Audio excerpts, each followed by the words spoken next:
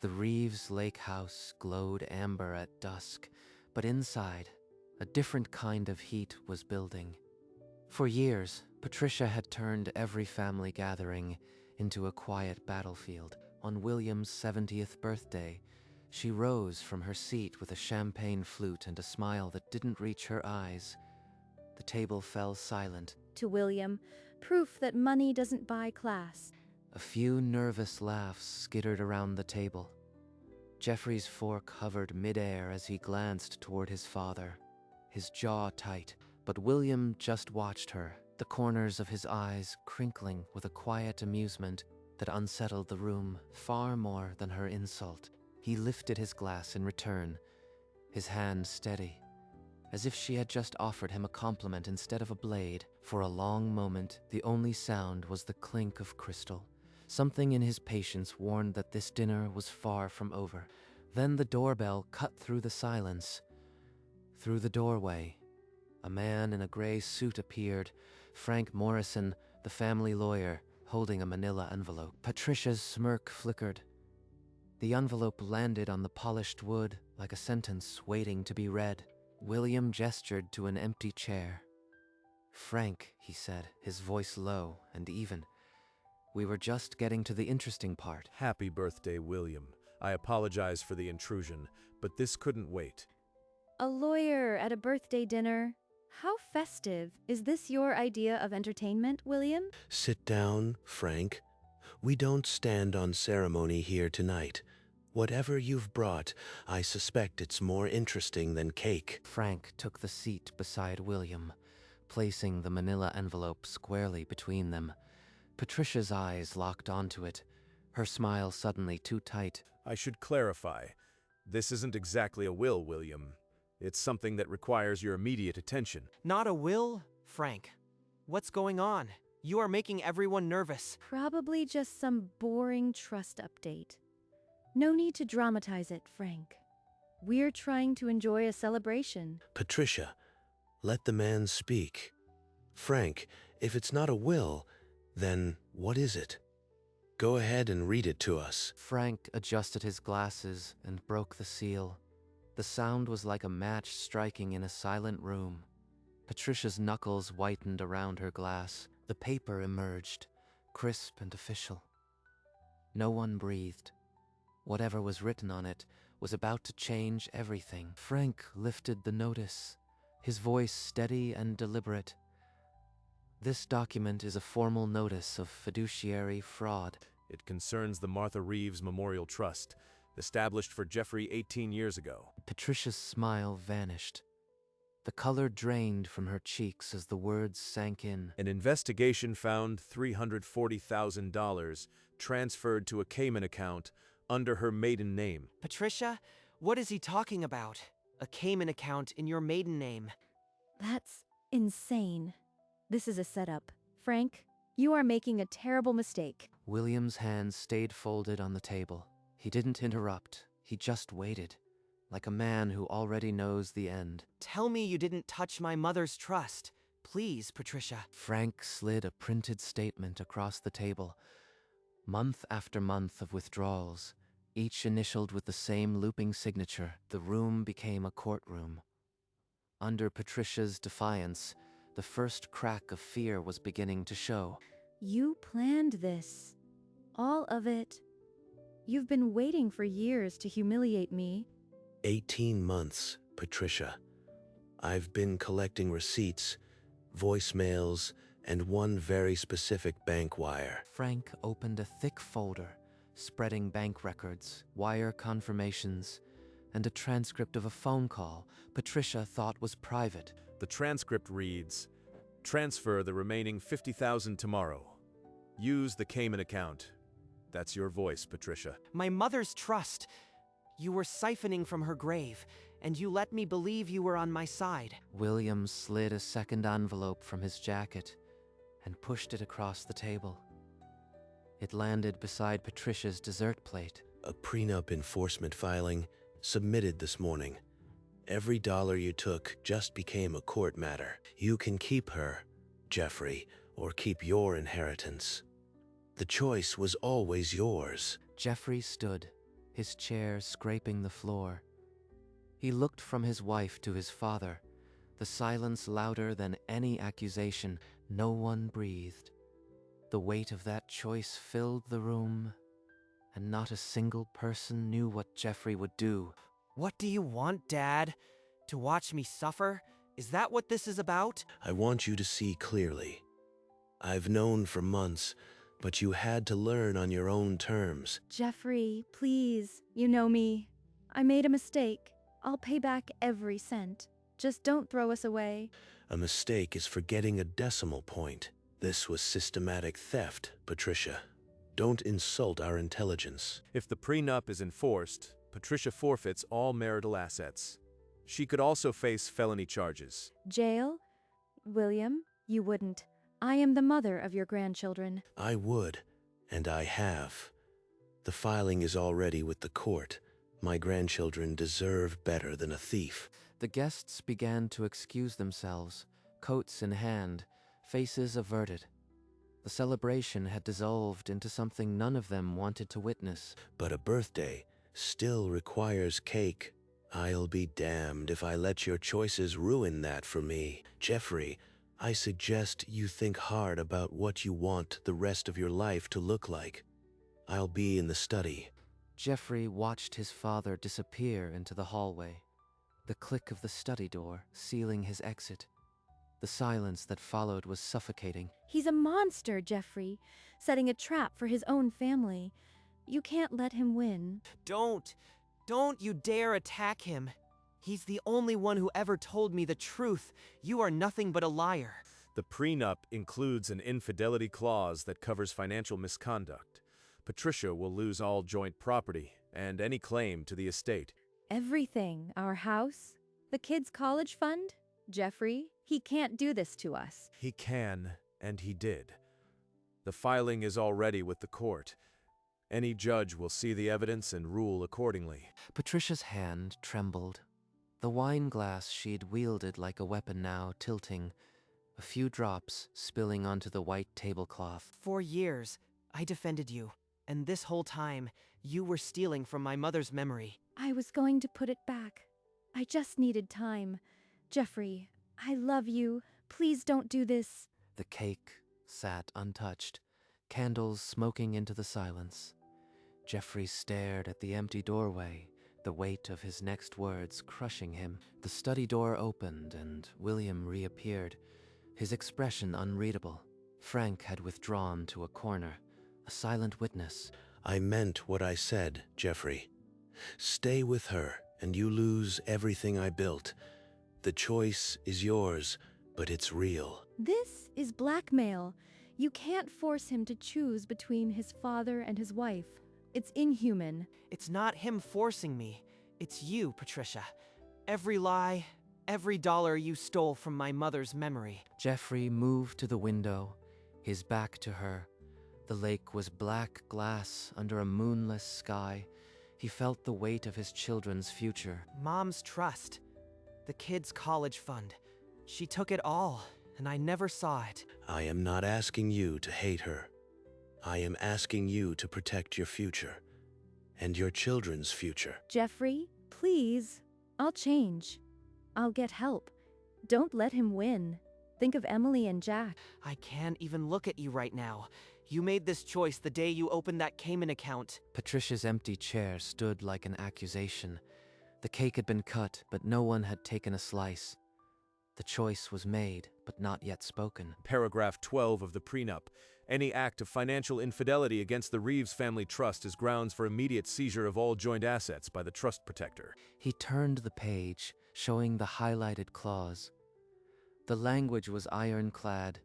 Every joint account, every shared property, forfeit. Why didn't you tell me about this clause when I signed it? All those years ago? Because love blindfolds young men. If I had warned you, she would have twisted it. You needed to see the theft with your own eyes. You set this up years ago? Before I even touched a cent? You wanted this to happen. I didn't want it. I prepared for it. There's a difference. My job is to protect what Martha left behind. Protect. You are a monster enjoying this. Watching your own son's marriage burn. Enjoyment? Number, I love Jeffrey's mother, and I love my grandchildren. You are simply a math problem that needed solving. Jeffrey felt the words like a punch. His wife, a math problem. His father, an architect he never knew. He was standing on a foundation that had always been rigged. I never wanted you to hurt, but I won't apologize for forcing you to see. Now, do you understand what's at stake? I understand more than I want to. Every memory I have of her is poisoned now. I'll pay back every cent. I'll sign anything. Just don't take the children from me, William. There is another path. Sign a full confession, agree to a civil settlement, and the felony charges disappear. A confession. So you can ruin me publicly? I'd rather take my chances in court. Suit yourself, but this offer expires when I walk out of this room. The court option includes handcuffs. Enough. I need 10 minutes alone with her. Dad, Frank, leave us. Please. We'll be in the study. The clock is ticking, son. The door clicked shut. The cake stood between them, its frosting beginning to melt under the remaining candles. Only Jeffrey and Patricia remained. Years of marriage compressed into this single, suffocating silence. The decision was no longer about truth. It was about whether he could ever look at her again without seeing a thief. How did we get here, Patricia? From the day we met to this wreckage. Your father did this. He planted evidence, twisted everything. I loved you. Stop. The bank statements don't lie.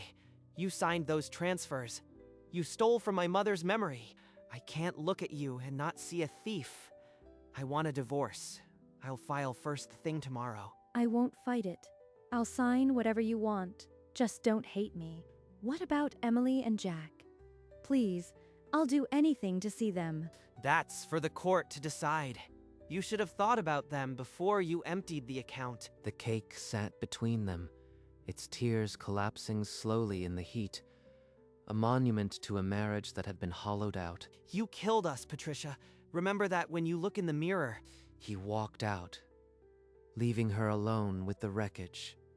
The divorce was only words so far, but the marriage had died in that room. It's over, Dad. I am divorcing her tomorrow. William nodded once and pulled a thin folder from the desk drawer. The papers inside were crisp, official, already notarized. Divorce papers? You had these ready before tonight? 2 weeks ago. I knew once the fog lifted, you'd make the right choice. Patricia was brought in, her eyes hollow. William pushed the papers across the table without a word. I'll sign whatever you want. I am too tired to fight anymore. Frank placed a pen in her hand. Her fingers trembled, but she signed each line without stopping. What about Emily and Jack? Can I still see them? Please? I'll do anything. Supervised visits. If you comply with the settlement, I won't punish the children for your sins. Her name was on the dotted line. The marriage was legally over. What remained was the slow work of healing. Patricia rose from the chair like a ghost, her purse clutched to her chest. No one stopped her. No one stopped her. No one called her name. At the threshold, she paused. Her lips parted as if to speak.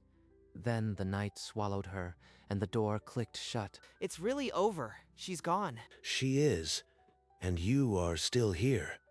That's what matters. We still haven't had any cake, and I'll be damned if a 70-year-old birthday goes uncelebrated. A broken laugh escaped Jeffrey's lips. It was the first sound that wasn't grief all night. You were the hero tonight, son. I just brought the props. I couldn't have done it if you hadn't forced me to see. Thank you. They sat at the wreckage of the dinner table, eating cake in the candlelight. A strange peace settled over the house. The safe bet had paid off.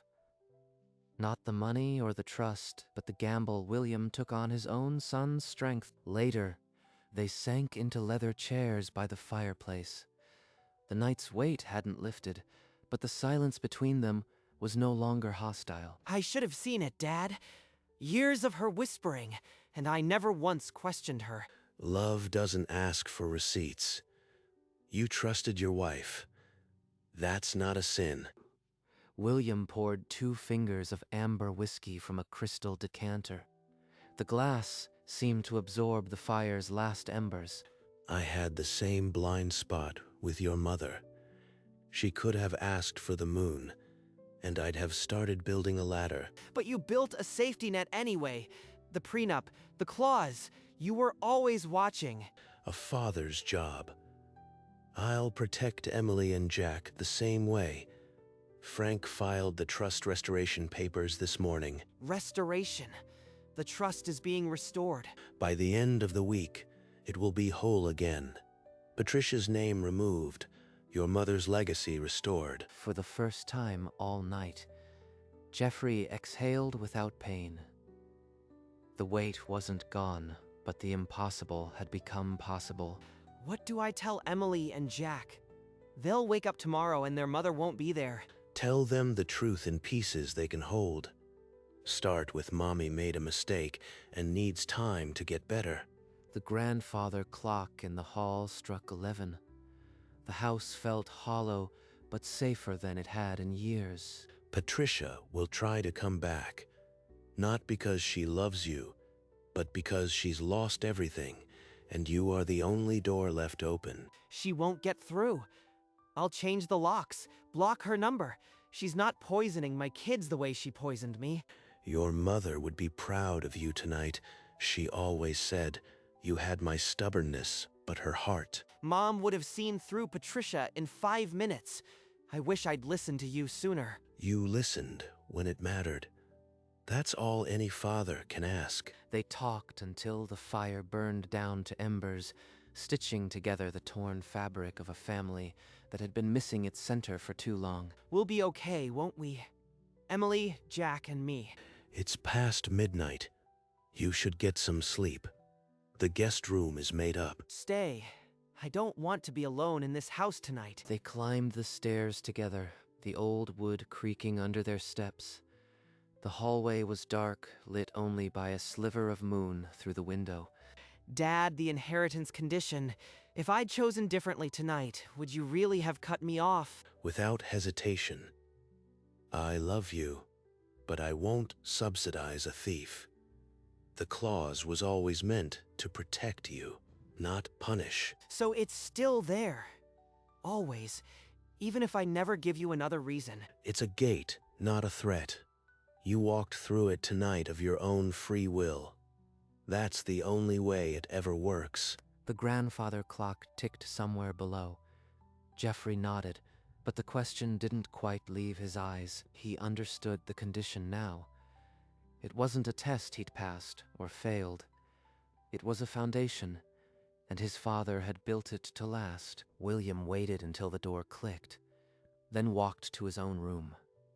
The condition was permanent, and both men knew it. Sunlight flooded the kitchen, where the smell of pancakes and syrup pushed out the memory of last night's whiskey and smoke. Who wants extra blueberries? William appeared in the doorway, dressed in a soft cardigan instead of a 3-piece. He looked 10 years younger. Jeffrey's phone buzzed. Frank's name lit up the screen. The court froze Patricia's accounts this morning. She's been served with the divorce petition. It's official. So it's really over. The worst is behind you now. You breathe easier from here. He set down the spatula and looked at his children, still giggling over syrupy plates. This was what he was fighting for. Let's go fishing this afternoon. Just us and Grandpa. William's eyes crinkled into that same quiet smile he'd worn at the dinner table, but this time it was only happiness. A week later, in William's study, Frank opened a different folder. One that held no accusations, only repair. The Martha Reeves Memorial Trust is hereby replenished to its full value of $340,000. plus interest. Patricia Reeves's name is permanently removed as trustee or beneficiary. The trust is now wholly under your control, Jeffrey. My Martha would have wanted it this way. She always said trust is a mirror. Once cracked, it never reflects the same. I'll make sure it stays unbroken from now on. Jeffrey signed the acceptance on the thin paper, his signature steady. The ink that once signed away his marriage now reclaimed his mother's legacy. Frank notarized it below his name, embossing a heavy seal that pressed the state's authority into the page. It's official. The trust is restored, and the inheritance conditions are permanently recorded. William rose slowly and clasped his son's hand. The grip was firm, a silent passing of more than paper. Through the study window, the late afternoon sun broke through clouds, gilding the lake in quiet gold. The following weekend, the lake house lawn filled with laughter and the smell of grilled food. Friends and neighbors mingled, but the real celebration was private. Grandpa, did you beat the bad guy? No, sweetheart. I just helped your dad see the truth. That's different. Later, as the sun began its slow descent, William and Jeffrey slipped away to the dock, fishing rods in hand. You know, I've never been more proud of you than I am right now. I still can't believe I was so blind, but I am grateful you never gave up on me. I always bet on you, son. Even when the odds looked bad. That's what fathers do. The line bobbed in the water, the silence between them no longer needing to be filled. I'll make sure your bet pays off, for the kids and for the company. William smiled, the golden light catching the silver in his hair. For the first time in years, everything felt right. As dusk settled, William clinked a spoon against his glass. The scattered conversations on the patio fell silent. I have one more announcement. It's the reason I asked you all to stay. Jeffrey stood among the guests, still holding a half-eaten burger. He had no idea what was coming. Effective immediately. I am retiring from Reeves Industries. The company now belongs to Jeffrey. The silence lasted 3 heartbeats. Jeffrey's face went pale, then flushed with shock. Dad, I don't know what to say. Are you sure? I've never been more sure of anything. You earned this, son. Not by blood, but by backbone. Jeffrey stepped forward and hugged his father. The past few weeks crashed against that single moment, and he held on. I'll make you proud. I swear it. William looked skyward, whispering under his breath, "We did okay, Martha. We did okay." 3 months later, William sat in his study. The leather-bound photo album lay open to a picture of Martha on their wedding day. You'd be proud of him, Martha. He's everything I hoped. A soft knock came, the door creaked open, and 2 small figures tiptoed inside, carrying a homemade card with a lopsided heart. They insisted on delivering it themselves. I think you've received fan mail. William opened the card. Inside, in crayon, it read, "Best grandpa in the world." The company is thriving, by the way. Board meeting went smoothly. Profits are up. You'd be bored out of your mind. Good. Boredom means you are doing something right. Your mother used to say the same thing when I complained about paperwork. The children climbed onto the leather ottoman.